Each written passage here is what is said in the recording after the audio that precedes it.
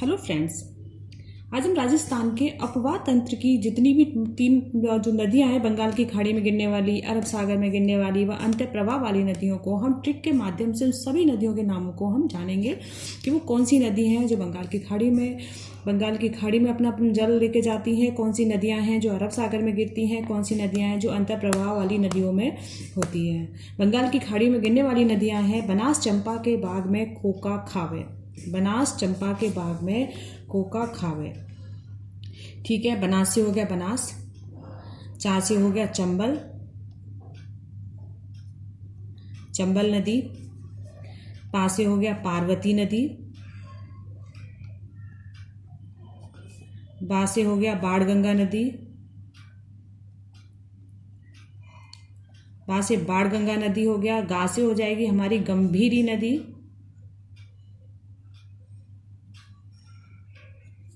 गंभीरी नदी, मै से हो जाएगी हमारी मैनाल, मै से कौन सी नदी हो जाएगी हमारी मैनाल नदी, और को से हो जाएगी हमारी कोठारी नदी, को से कौन सी हो जाएगी हमारी कोठारी नदी, और का से हो जाएगी हमारी काली सिंध नदी,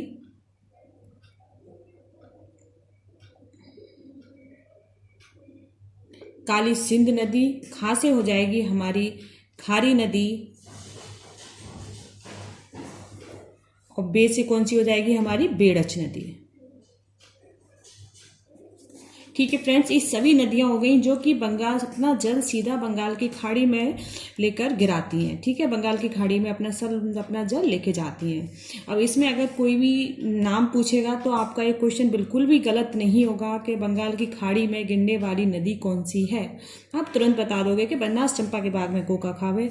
इस ट्रिक के अंदर जितने भी नाम आ रहे हैं वो सब नदियाँ कौन सी हैं जो अपना जल सीधे बंगाल की खाड़ी में लेकर जाती हैं। अब हम जानेंगे अरब सागर में गिरने वाली या बहने वाली नदियाँ कौन कौन सी हैं। ठीक है, अरब सागर की ट्रिक है एरा सोमा जाल साप अरब सागर में गिर गया। क्या है? एरा सोमा जाल साप अरब सागर में गिर गया। एरा सोमा जाल साप अरब सागर में गिर गया। एरा से हो जाएगी एरावती, एरावती नदी, सो से हो जाएगी सोम नदी, माँ से हो जाएगी माही नदी, चा से हो जाएगी जाखम नदी,